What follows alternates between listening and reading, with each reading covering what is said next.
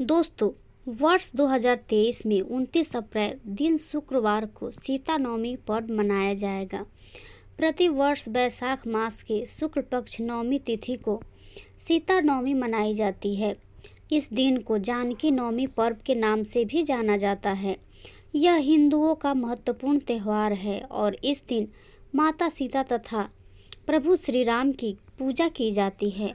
दोस्तों, आज की वीडियो में बात करेंगे कि सीता नवमी क्यों मनाई जाती है तथा इसका पौराणिक कथा क्या है। तो आप इस वीडियो को पूरा ज़रूर देखिएगा। अगर वीडियो पसंद आए तो प्लीज़ मेरे चैनल को सब्सक्राइब ज़रूर कीजिएगा और कमेंट बॉक्स में जय माता दी ज़रूर लिखिएगा। दोस्तों, माता सीता का प्रकट्य त्रेता युग में वैशाख शुक्ल पक्ष नवमी तिथि को हुआ था। पौराणिक शास्त्रों के अनुसार पुष्य नक्षत्र के मध्याह्न काल में जब राजा जनक संतान प्राप्ति की कामना से यज्ञ के लिए भूमि तैयार करने जा रहे थे और हल चला रहे थे, उसी समय पृथ्वी से एक बालिका का प्रकट हुआ। भूमि तथा हल के नोक को सीता कहा जाता है, इसलिए बालिका का नाम सीता रखा गया। अतः इस दिन से सीता नवमी का पर्व मनाया जाने लगा। राजा जनक जी के द्वारा पुत्री की प्राप्ति हुई थी, इसलिए इसे जानकी नवमी भी कहा जाता है। मान्यता है कि जो व्यक्ति इस दिन व्रत रखता है एवं राम सीता का विधि विधान से पूजन करता है, उसे 16 महान दानों का फल प्राप्त होता है। पृथ्वी दान का भी फल प्राप्त होता है। समस्त तीर्थों का दर्शन का फल मिल जाता है। अब आइए बात करते हैं इसके कथा के बारे में। वारवाड़ क्षेत्र में एक वेदवादी श्रेष्ठ धर्म धुरीण ब्राह्मण निवास करते थे। उनका नाम देवदत्त था।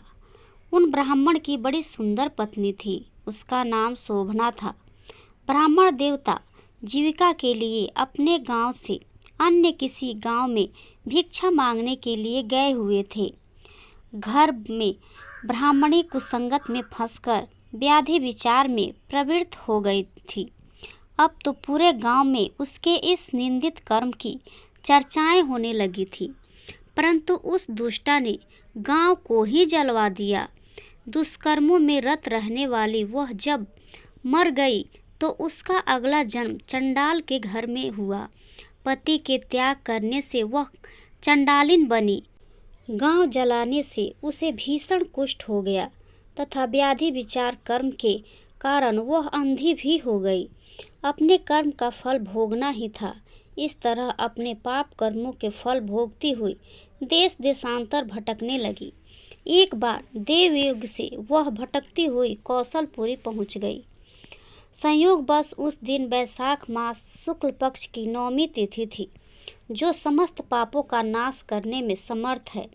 उसी दिन भूख प्यास से व्याकुल वह दुखियारी लोगों से प्रार्थना करने लगी, हे सज्जनों, मुझ पर कृपा करके कुछ भोजन सामग्री प्रदान करो, मैं भूख से मर रही हूँ।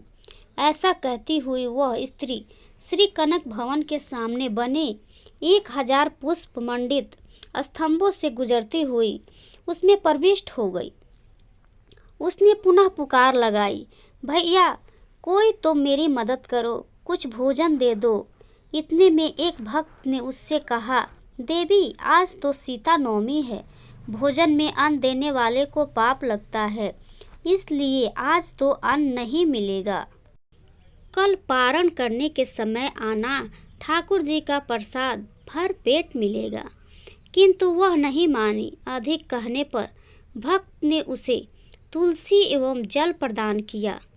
पापिनी भूख से मर गई, किंतु इसी बहाने अनजाने में सीता नवमी का व्रत पूरा हो गया उसका।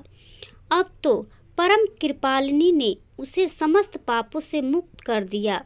इस व्रत के प्रभाव से वह पापिनी निर्मल होकर स्वर्ग में आनंद पूर्वक अनंत वर्षों तक रही। तत्पश्चात वह कामरूप देश के महाराज जय सिंह की महारानी कामकला के नाम से विख्यात हुई। अतः सीता नवमी पर जो भक्त माता सीता का पूजन अर्चन करते हैं, उन्हें सभी प्रकार के सुख सौभाग्य प्राप्त होते हैं। इस दिन जानकी स्रोत, रामचंद्राष्टकम रामचरितमानस आदि का पाठ करना चाहिए। इस दिन माता सीता के मंगलमय नाम श्री सीताय नमः और श्री सीतारामाय नमः का उच्चारण करना लाभदायक होता है। तो उम्मीद है कि ये वीडियो आप लोगों को ज़रूर पसंद आया होगा। अगर वीडियो पसंद आया है तो प्लीज़ मेरे चैनल को लाइक, शेयर और सब्सक्राइब ज़रूर कीजिएगा।